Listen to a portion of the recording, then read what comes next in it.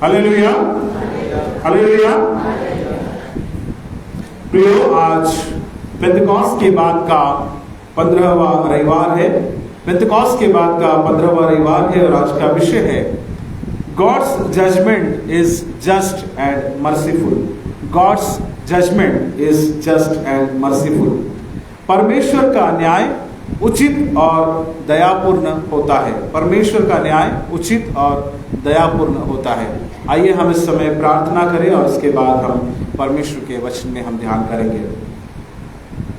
सर्वशक्तिमान परमेश्वर यहोवा, हम आपको धन्यवाद देते हैं, आपके नाम की स्तुति और महिमा करते हैं राजा, इस समय के लिए जो आपने हमें दिया। आपके पाक कलाम को जिसे पढ़ा गया है, सुना गया है प्रभु, उसमें ध्यान करते समय अपनी अगुवाई आप हमें दीजिए। हम दीजिए खुदावन, आपका प्रत्येक वचन प्रभु जी हमारे हृदय पे जमीन पर बीज बनकर बोया जाए, 30 गुना, 60 गुना और 100 गुना फल लाए, ऐसी आप सहायता कीजिए। आए के समय को आपके हाथों में सौंपते हैं। छोटी सी विनती हमारे मुक्तिदाता प्रभु यीशु के नाम से मांगते हैं, सुनहरे से बड़ी दया से ग्रहण कीजिए, आमीन। प्रियो, आज हमने 3 शास्त्र पाठ को सुना है पुराने नियम से। यशायाह की पुस्तक उसका 51वां अध्याय और 1 से लेकर 8 पद हमने सुना है। यहाँ पर यरूशलेम के लिए जो परमेश्वर के शांतिदायक वचन हैं, उसमें वो इस तरीके से कहते हैं, खास करके अगर आप 8वां वचन या 8वां वचन जब पढ़ते तो वहां लिखा है कि मेरा धर्म अनंत काल तक और मेरा उद्धार पीढ़ी से पीढ़ी तक बना रहेगा। परमेश्वर का जो धर्म है, क्योंकि परमेश्वर जब इस संसार को चलाते हैं तो बड़े ही न्यायपूर्ण तरीके से और धार्मिकता के साथ परमेश्वर जो है इस संसार को चलाते हैं। और परमेश्वर के यहाँ पर एक पुरानी कहावत इस प्रकार से कहते हैं कि देर है पर अंधेर नहीं है। परमेश्वर के सामने कभी भी अंधेर नहीं होता। परमेश्वर सदा न्याय से चलता है और न्यायपूर्ण तरीके से वो हमारे साथ व्यवहार करते हैं। दूसरा जो शास्त्र पाठ हमने आज का सुना है, रोमियो उसका 2 अध्याय उसका 1 से 11 वचन में, यहाँ पर पौलुस रोमी की कलीसिया को यहाँ पर लिखते हैं कि परमेश्वर हम पर दया करता है और हम क्या करते हैं, हम लोगों पर दोष लगाते हैं। हम अन्य लोगों पर दोष लगाते हैं और खुद ही वैसे काम करते हैं जिसके बारे में हम लोगों को दोष लगाते हैं। यानी हम खुद अन्याय करते हैं, खुद गलत काम करते हैं और हमको लगता है कि परमेश्वर के दंड से हम बच जाएंगे। 6वें वचन में लिखा है कि वह हर एक को उसके कामों के अनुसार बदला देगा। ये जो वचन है, 6वां वचन, बहुत महत्वपूर्ण वचन है।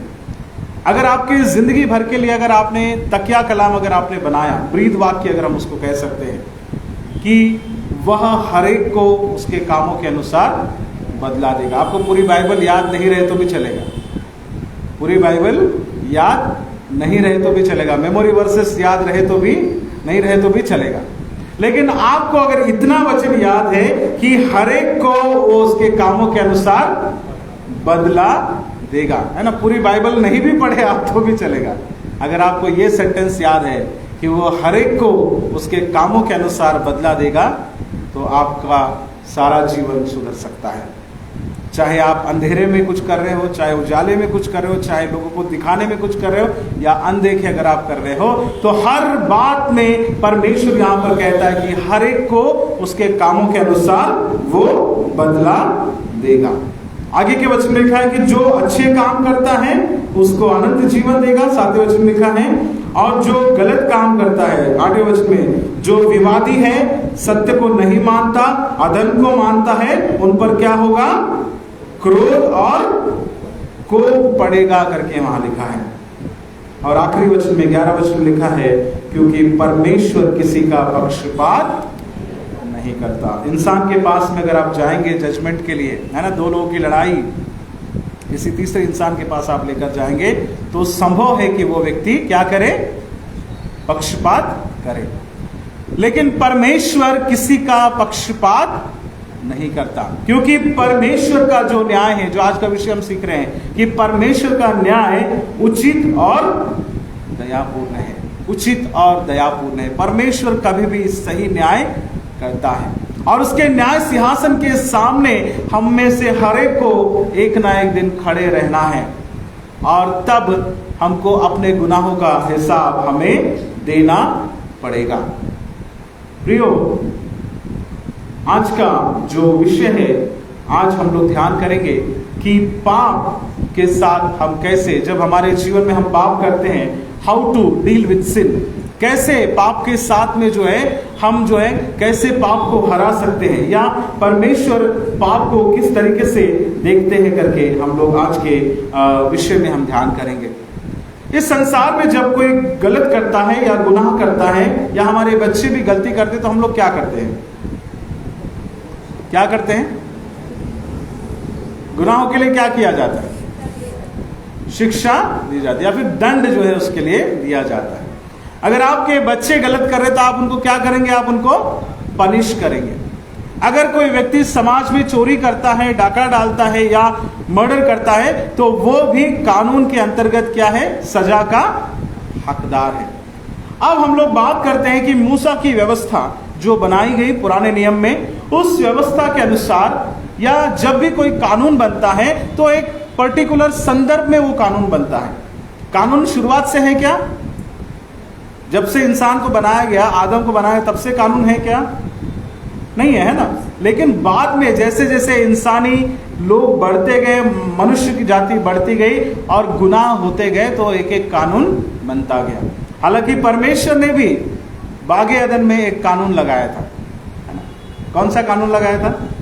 कि इस पेड़ के फल को नहीं खाना है, अगर खाओगे, है ना, तो तुम मर जाओगे। और उसके बाद उनको सजा दी गई। उन्होंने गुनाह किया, उनको सजा दी। सजा क्या दिया?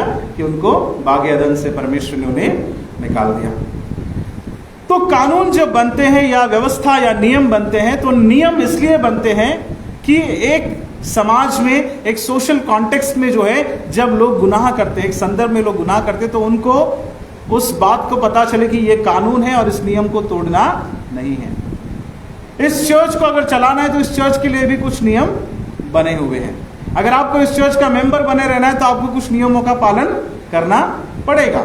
अगर आप उस नियम में नहीं बैठते हैं, अगर आप जिस तरीके से आपको नियम बताए गए कि आपको हर संडे चर्च में आना है, आपको प्रभु भोजन साल में 3 बार लेना ही चाहिए, और अगर आप ऐसा नहीं करते हैं तो आप member not in good standing आप कहलाते हैं, या आप जो है जो लिस्ट है हमारी मेंबरशिप की, उससे आप बाहर हो जाते हैं। तो एक व्यवस्था, एक कानून जो है बनाया जाता है। लेकिन जनरली अगर हम बात करें, जो समाज में जो कानून बनता है, तो कानून इसलिए बनता है कि कोई गुनाह ना करे या फिर कोई जो है गलत काम ना करे। लेकिन ये कानून बनाता कौन है? कानून बनाता कौन है? समाज में कानून बनाता कौन है? गुनाह करने वाला बनाता है? कौन बनाता है? हाँ? मुखिया लोग बनाते हैं। बिल्कुल सही जवाब है ना। आप कौन बनाता है कानून? अभी चर्च के नियम है, कौन बनाता है? चर्च के नियम कौन बनाता है? चर्च के लिए पास्टरेट कमेटी है, उसके ऊपर में जो है पास्टरेट कमेटी के साथ में पास्टर है, उसके बाद में डायसिस है, डायसिस के ऊपर में सिनेट है।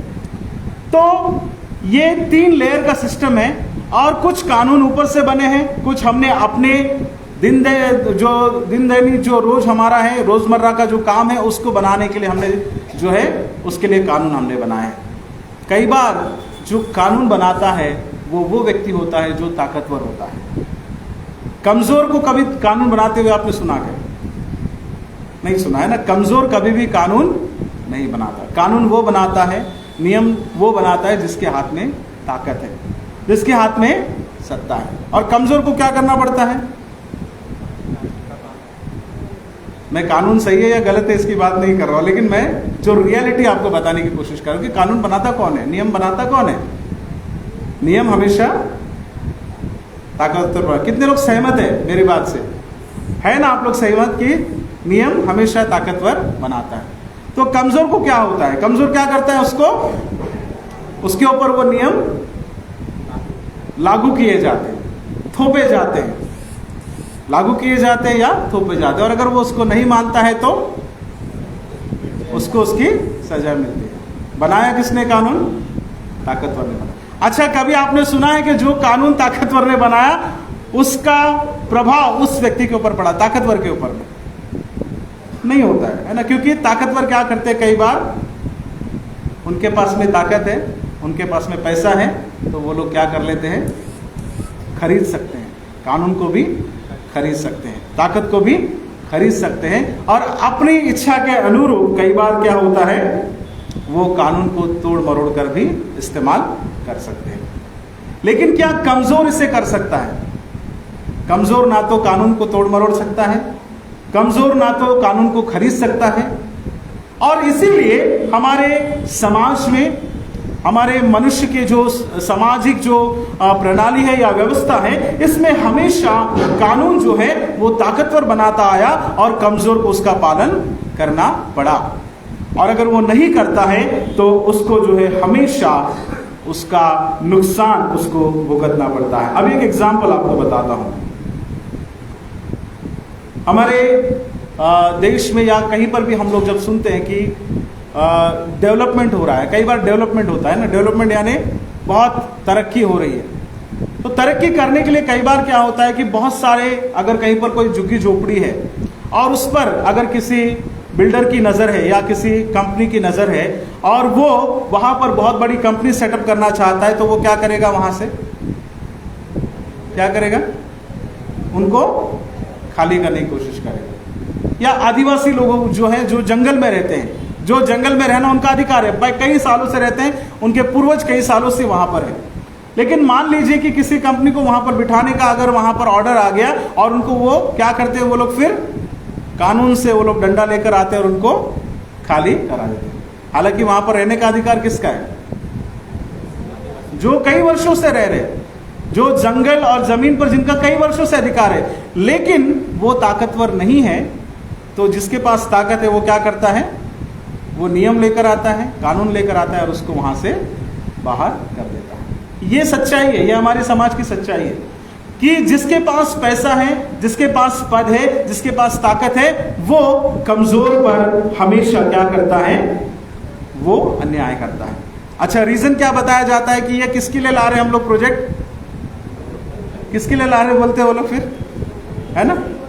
अगर हम ये कंपनी लगाते तो फायदा किसका होगा, क्या बोलते हो, लोगों का फायदा होगा। नौकरियां किसको मिलेगी, लोगों को मिलेगी। हालांकि जिन लोगों को खाली किया जाता है उनको नहीं मिलता, बहुत बार कई बार उनको वहां से हटा दिया जाता है, लेकिन वो जमीन हथियाने के लिए या वो जगह हथियाने के लिए कई बार जो है इस तरीके का नियम और कानून का जो है कई बार इस्तेमाल किया जाता है। मसीहियों के ऊपर में भी या मसीहियों के समाज को चलाने के लिए भी एक कानून और एक व्यवस्था बनाई गई। इस्राएलियों के लिए भी एक व्यवस्था बनाई गई। आज थोड़ा सा व्यवस्था को हम थोड़ा सा अलग तरीके से सोचेंगे। हमेशा हम लोग सोचते हैं कि नहीं, एक क्रिश्चियन का मतलब ये होता है कि हमने कानून को आदर करना है, सम्मान करना है। बिल्कुल सही बात है, बिल्कुल ओबे हमने करना ही चाहिए।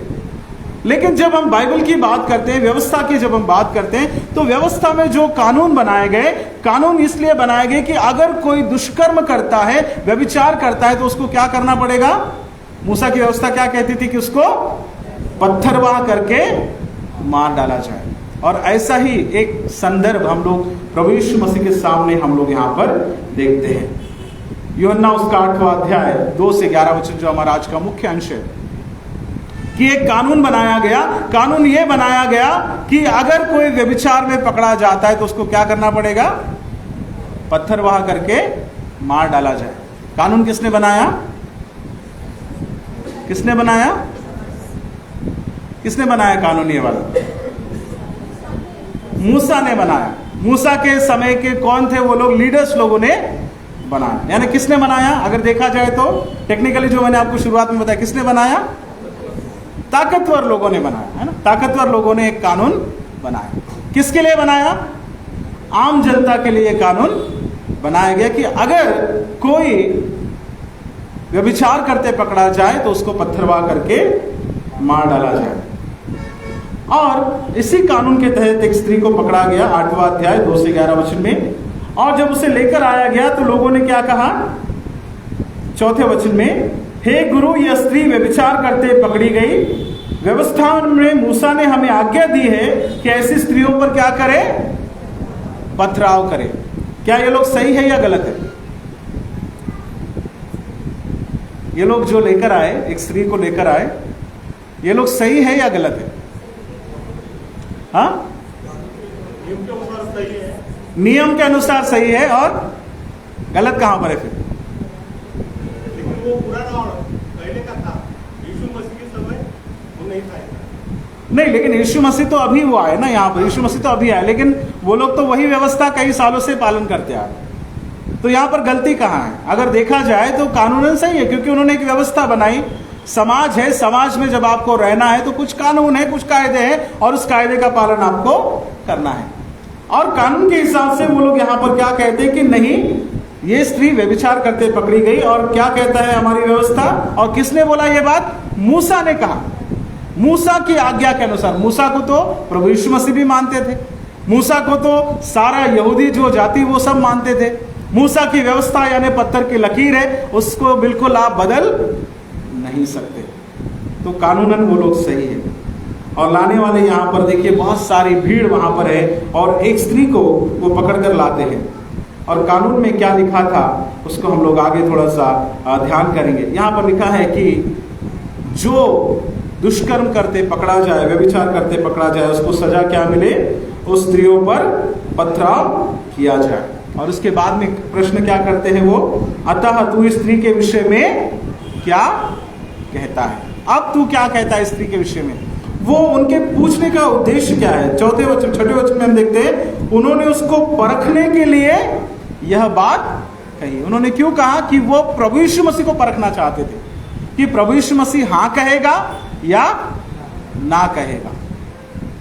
और वो कानूनन तरीके से प्रभु यीशु मसीह की परीक्षा ले रहे थे। जैसा मैंने बताया कि कानून जो है कई बार ताकतवर को साथ देने के लिए बनाया जाता है। यहां पर एक महिला है, एक स्त्री है, और उसको पकड़ा गया, और उसके ऊपर में यहां पर सजा की मांग यहां पर की जा रही है। और प्रभु यीशु मसीह ने उनकी बात को सुना, लेकिन प्रभु यीशु मसीह ने क्या किया? उनकी बात को सुनते हुए भी क्या किया उन्होंने? छठे वचन में, परंतु यीशु झुककर उंगली से भूमि पर कुछ लिखने लगा। और जब वो लिख रहा था तो और भी लोग पूछ रहे थे। लोग जो हैं उससे पूछते ही रहे। वहां लिखा 7वें वचन में, लोग उससे पूछते ही रहे। तब वो सीधा होकर उनसे उसने कहा, तुम में जो निष्पाप हो वही पहले उसको पत्थर मारे। और उसके बाद में फिर दोबारा वो भूमि पर लिखने लग जाता है। और उसके बाद में बाकी वहां जितने लोग हैं एक एक वहां से निकल जाते हैं। और प्रभु यीशु मसीह जब दोबारा उठकर देखते हैं तो वो कहते हैं कि हे नारी, वो कहाँ गए? तो वहां पर एक भी जो है वहां नहीं रहता। जब उन्होंने तुझे दंड की आज्ञा ना दी तो मैं भी तुझे क्या करता हूं? दंड की आज्ञा नहीं देता। जा और फिर से पाप मत करना। यहां पर जब मैंने आपको प्रश्न पूछा तो आपको मैंने ये पूछा कि क्या ये लोग सही हैं? तो आपने कहा कि हाँ ये सही है। बिल्कुल, आपका जवाब बिल्कुल सही है, लेकिन ये सिर्फ आधे सही है। कितना सही है ये लोग? आधे सही है ना, पूरा सही इनका नहीं है। अब कारण क्या है आज हम लोग ध्यान करने की हम लोग कोशिश करेंगे। ये घटना को अगर आप ध्यान से पढ़ेंगे तो प्रभु यीशु मसीह के 3 पोस्चर हमको यहाँ पे दिखाई देते हैं। 3 पोस्चर यहाँ पे प्रभु यीशु मसीह के दिखाई देते हैं। एक पोस्चर जो है जब वो खामोश है, एक पोस्चर वो है जब वो जमीन पर बैठकर लिखते हैं, और एक पोस्चर वो है जब वो उठकर सीधे खड़े होते हैं। इन तीनों पोस्चर से हम लोग कुछ आज सीखने की कोशिश करेंगे, क्योंकि जो वार्तालाप चल रहा है, जो चर्चा चल रही है, उसमें प्रभु यीशु मसीह के तीनों पोस्चर हमको दिखाई देते हैं। एक तो प्रभु यीशु मसीह खामोश है, एक तो प्रभु यीशु मसीह जमीन पर कुछ लिख रहे हैं, और उसके बाद प्रभु यीशु मसीह सीधे खड़े होकर बोलने लगते हैं। बहुत ज्यादा प्रभु यीशु मसीह ने उनसे चर्चा नहीं की, यहाँ पे बहुत ज्यादा बड़ा डिस्कशन नहीं किया, सिर्फ एक ही वाक्य बोला कि अगर तुम में से कोई जो निष्पाप हो वही उसे पहला पत्थर मारेगा। ना, रोटी मूवी का गाना याद आया होगा आपको, बाइबल से लिया गया है वो। यहां पर जो बात प्रभु यीशु मसीह ने कही कि तुम में से जो निष्पाप हो वो पहला पत्थर मारेगा। शुरुआत में प्रभु यीशु मसीह खामोश रहे, फिर वो जमीन पर बैठकर लिखने लगे, लोग बोलते रहे, फिर वो खड़े होकर फिर कहते कि अगर निष्पाप हो तो पहला पत्थर मारे। उसके बाद फिर दोबारा वो खामोश हो जाते और फिर वहां पर लिखने लगते हैं। 3 बातें हम आज इन वचनों से हम सीखने की कोशिश करेंगे। पहली जो बात हम लोगों को मिलती है 4 से 6 वचन, कोई पढ़िए 4 से 6 वचन एक बार फिर से। हाँ,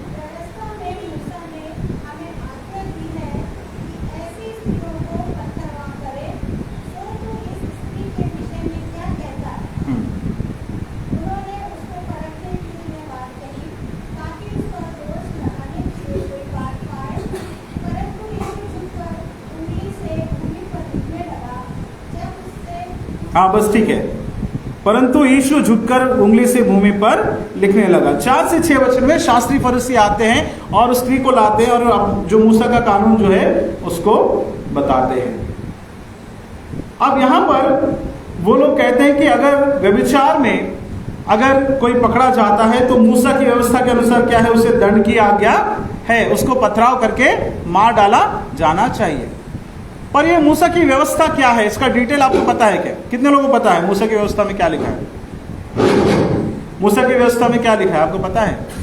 क्योंकि मूसा की व्यवस्था है तो कहां पर होगी? बाइबल के अंदर ही होगी, है ना? बाइबल से बाहर का तो नहीं बता रहे होंगे। मूसा की व्यवस्था में क्या लिखा है हम लोग पढ़ेंगे।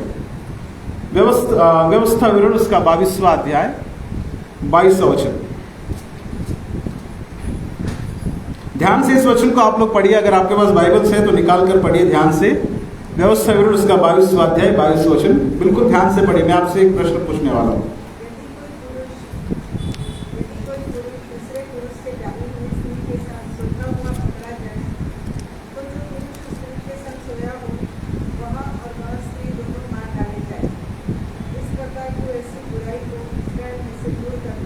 हाँ देखिए यहाँ लिखा है, यदि कोई पुरुष दूसरे पुरुष से ब्याही हुई स्त्री के संग सोता हुआ पकड़ा जाए तो जो पुरुष उस स्त्री के संग सोया हो वह और वह स्त्री दोनों मार डाले जाएं। इस प्रकार तो ऐसी बुराई को इस्राएल में से दूर करना।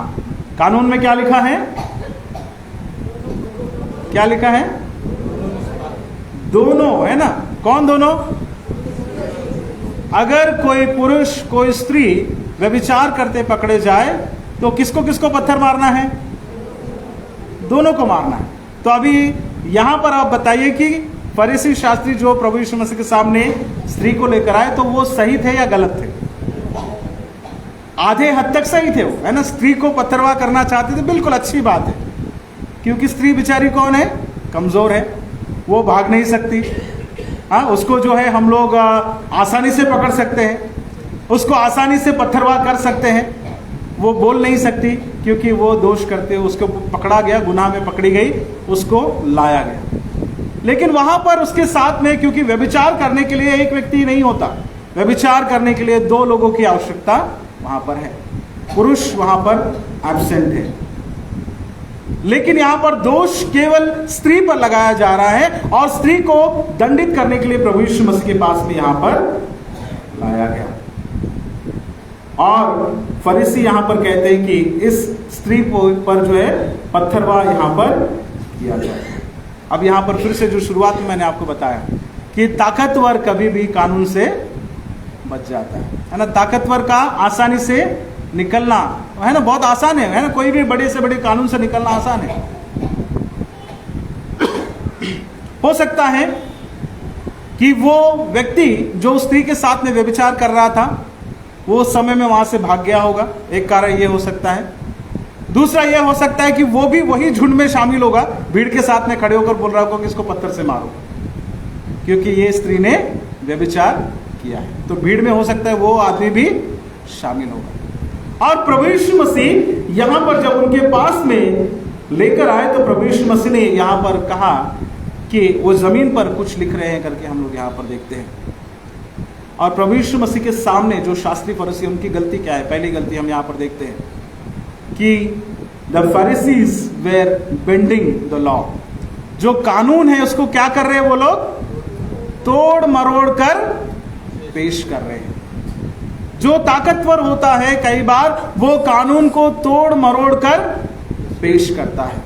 कानून की बारीकियों का फायदा उठाता है और अपने आप को बचाने की कोशिश वो करता है। यहां पर व्यवस्था तो कहती है कि स्त्री और पुरुष दोनों को पत्थरवाह किया जाए, क्लियरली वहां पे लिखा है। लेकिन आधा कानून लाकर वो लोग यहां पर महिला को सताना चाहते हैं, उसको पत्थरवाह करके मार डालना चाहते हैं, क्योंकि वो ताकतवर नहीं है, क्योंकि वो निर्बल है, क्योंकि वो कमजोर है। उसके ऊपर में वो अपना जो क्या कर रहे हैं, उसको विक्टिमाइज कर रहे हैं, उसको मुजरिम करके उसको वहां पर दंडित वो करना चाहते, जबकि उस स्त्री के साथ जो पुरुष था वो वहां पर मौजूद या तो नहीं है, या तो भाग गया, या तो भीड़ में है, या उन लोगों का वो साथी बन गया। हो सकता पैसा देके उसने खरीद भी लिया होगा कई लोगों को। क्या ये हमारी व्यवस्था में नहीं होता? क्या ये हमारे समाज में नहीं होता? जो उस समय हो रहा था आज भी हमारे यहाँ पर ये होता है। समाज में जो ताकतवर है वो बच जाता है। मैं केवल व्यभिचार की बात नहीं कर रहा हूं, ऐसे कई गुनाह होते हैं जिसमें कमजोर फंस जाता है और ताकतवर पैसों के बल पर, ताकत के बल पर वहां से छूट जाता है, और अपने सुविधा के अनुसार लोग कानून को तोड़ मरोड़ कर पेश करते हैं। पहली बात हम यहां पर देखते हैं कि उन लोगों ने कानून को तोड़ मरोड़ कर पेश किया। प्रभु यीशु मसीह इस समय में खामोश थे, उन्होंने कुछ नहीं कहा। उसके बाद हम देखते हैं दूसरा जो पोस्चर हम प्रभु यीशु मसीह का यहां पर देखते हैं कि प्रभु यीशु मसीह जमीन पर कुछ लिखते हैं, और लिखकर फिर क्या होता है? 7वें वचन में क्या लिखा है? 7वां वचन पढ़िए, 7 से 8 पढ़िए, 7 और 8।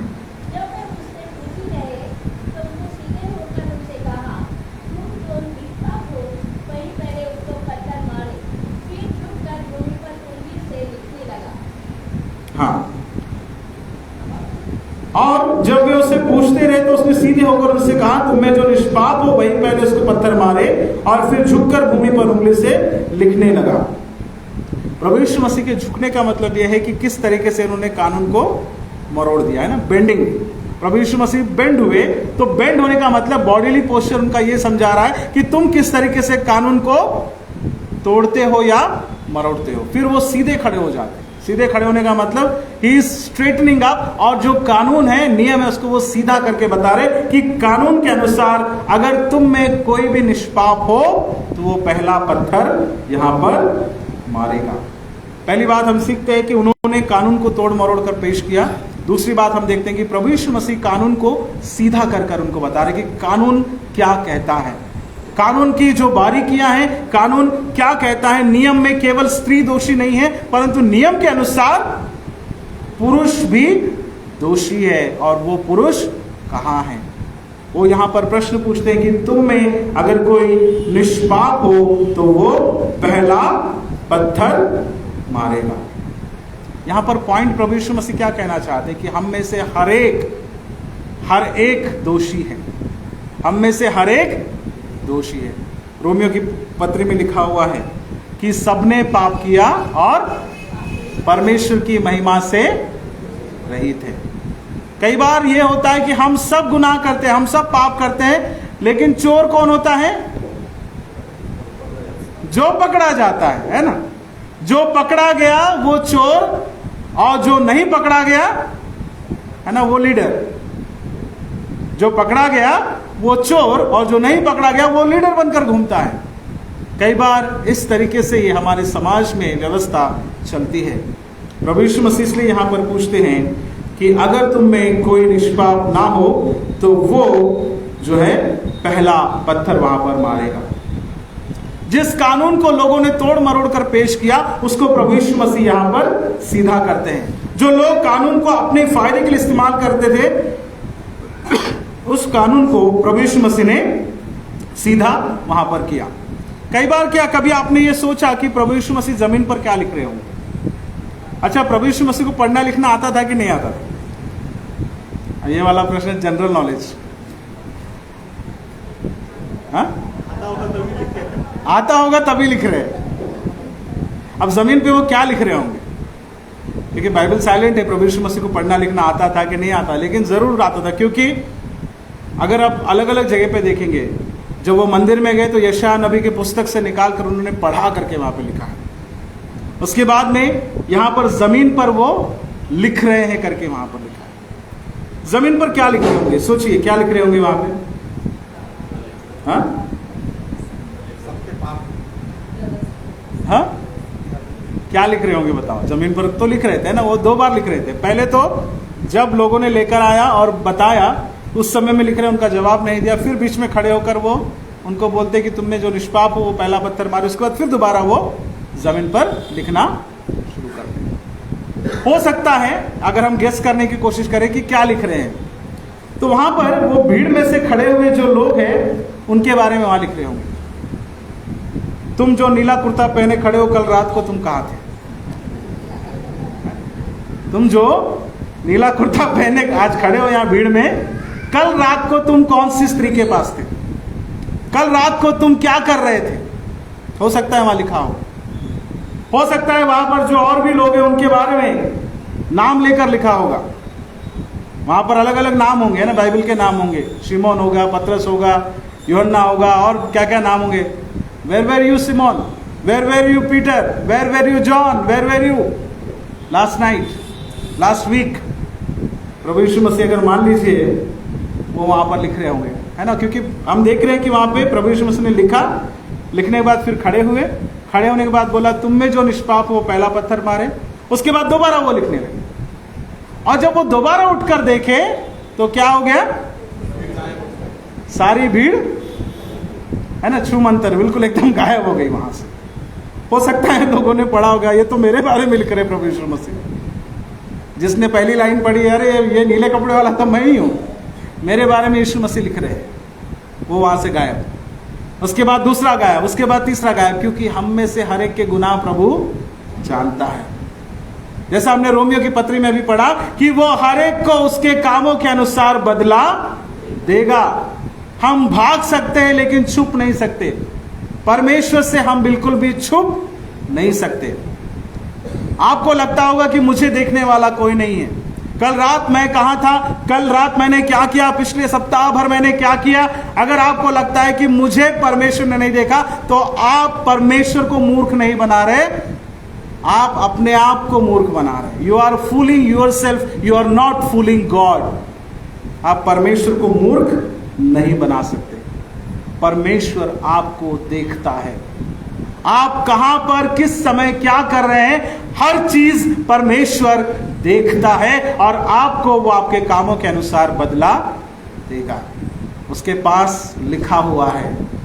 जमीन पर वो बैठकर वहां पर लिख रहा था, क्या लिख रहा था हम नहीं जानते, लेकिन अगर हम अज्यूम करें कि अगर वो गुनाहों को लिख रहा था तो इसीलिए एक एक वहां से गायब हो गया, क्योंकि हर एक को मालूम था कि वो कौन कौन सी उसने गलती की।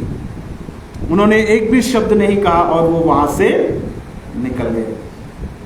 यहां पर जब प्रभु यीशु मसीह इन प्रश्नों को लिख रहे थे, लोगों के ऊपर जब सवाल उठा रहे थे, तो लोग वहां से भाग गए, क्योंकि वो लिस्ट जो वहां पर लिखी गई उसमें हर एक का नाम था।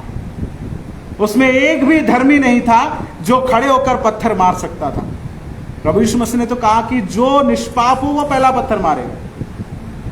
बाकी लोगों के लिए रिक्वायरमेंट नहीं था, है ना। एक ही व्यक्ति अगर निर्दोष है और उसने पहला पत्थर मारा तो बाकी दोषी जितने हैं वो सब पत्थर मार सकते हैं, है ना। वो कानून प्रभु यीशु मसीह ने जो उनको कहा कि अगर एक कोई तुम में से निर्दोष है तो वो पहला पत्थर मारेगा, उसके बाद वो हट जाएगा, उसके बाद तुम सब मार सकते हो। यहां पर सारे के सारे दोषी है और सारे के सारे वहां से भाग जाते हैं। पहली बात हम देखते हैं कि प्रभु यीशु मसीह के सामने कानून को तोड़ मरोड़ कर पेश किया गया। जब प्रभु यीशु मसीह झुकते हैं तो तोड़ मरोड़ कर उनके सामने कानून को पेश किया जाता है। दूसरी बात, प्रभु यीशु मसीह कानून को सीधा करते हैं कि भैया ये सही कानून है, तुम जो बता रहे हो तुम आधी बात बता रहे हो। तुम बता रहे हो कि सिर्फ स्त्री को दंडित करना है, लेकिन कानून तो कहता है कि पुरुष को भी दंडित करो। वो पुरुष कहाँ है, उसको तुमने क्यों नहीं लेकर आया? तुम्हारा काम था कि सिर्फ स्त्री को पकड़ना नहीं, तुम्हारा काम था कि पुरुष को भी तुम पकड़कर लाते। तुमने पुरुष को तो भगा दिया, हो सकता है उससे पैसे लिया होगा, हो सकता है वो बहुत पावरफुल होगा, उसके ताकत के आगे तुम झुक गए और केवल एक निर्बल और एक कमजोर नारी को तुम पकड़कर यहां पर ला रहे हो। तीसरी बात हम लोग देखते हैं कि यहां पर प्रभु यीशु मसीह क्या करते हैं। 10 और 11 वचन पढ़ेंगे, 10 और 11 वचन।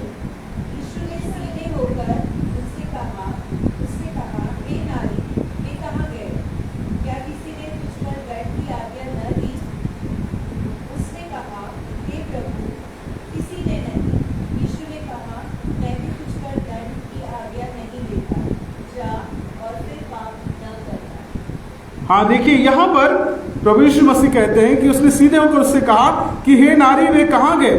क्या किसी ने तुझ पर दंड की आज्ञा ना दी? उसने कहा, हे प्रभु, किसी ने नहीं। यीशु ने कहा, मैं भी तुझ पर दंड की आज्ञा नहीं देता, जा और फिर से पाप ना करना। यहाँ पर प्रभु यीशु मसीह कानून पर सवाल उठाते हैं कि क्या वहां पर कोई भी ऐसा नहीं है जिसने तुझे दंड की आज्ञा दी? तो वो स्त्री कहती है कि ऐसा कोई भी नहीं है, क्योंकि वो सभी के सभी दोषी हैं। वो सब के सब कोई ना कोई गुनाह करते हैं और उनके अंदर में इतनी धार्मिकता नहीं है कि वो मुझे सजा दे सके। वहां पर सजा देने लायक कौन था? केवल एक ही व्यक्ति था, वो प्रभु यीशु मसीह था। और प्रभु यीशु मसीह कहते कि जब उन्होंने तुझे दंड की आज्ञा नहीं दी तो जा, मैं भी तुझे दंड की आज्ञा नहीं देता, लेकिन जा और फिर दोबारा पाप मत करना। इस वचनों के द्वारा प्रभु यीशु मसीह हमें यह सिखाना चाहते हैं कि कोई भी कानून, कोई भी नियम जब बनता है उसको अंधे बनकर एक्सेप्ट मत करो। एक और बात हमें सिखाना चाहते कि अंधे बनकर एक्सेप्ट मत करो।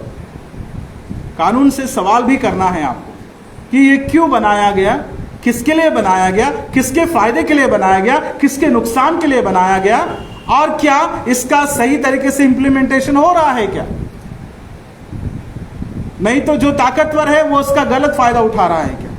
कानून के साथ सवाल भी करना जरूरी है करके यहाँ पर प्रभु यीशु मसीह हमें सिखाते हैं कि who made the law and who implies the law, applies the law. कौन कानून बनाता है, कौन उसको इंप्लीमेंट करता है, और ये किसके फायदे के लिए है और किसके नुकसान के लिए है। हमारे सामाजिक व्यवस्था में जब हम नियमों को बनाते हैं तो क्या उन नियमों के द्वारा सभी का फायदा होता है? क्या उन नियमों के द्वारा सभी को बराबर का न्याय या अधिकार मिलता है? ये प्रश्न करना प्रभु हमें यहाँ पर सिखाते हैं। तो यहाँ कानून से आगे जाकर वो बात करते हैं। तीसरी बात, he is moving beyond the law. पहली बात हम देखते हैं कि लोगों ने कानून को तोड़ मरोड़ कर पेश किया। दूसरी बात, प्रभु यीशु मसीह ने जो कानून सही तरीके से उनको बताया। और तीसरी बात, वो कानून से बढ़कर वो बात करते हैं कि कानून से बढ़कर परमेश्वर की दया है। कानून से बढ़कर परमेश्वर की दया है, और परमेश्वर का वचन कहता है कि जा, मैं तुझे दंड की आज्ञा नहीं देता, परंतु और फिर दोबारा पाप मत करना। मैं भी तुझे माफ करता हूं, लेकिन साथ में यह भी चेतावनी देता हूं कि इसके आगे तू दोबारा पाप ना करना। अब तक तू जो गुनाह करते आ रही थी, अब तू उसे मत करना। He moves beyond the judgment। कानून और न्याय व्यवस्था से आगे जाकर वो कहते हैं कि अपनी दया और अपनी करुणा उस स्त्री पर दिखाते हैं और कहते हैं कि जा और दोबारा पाप मत करना। He is showing mercy and forgiveness।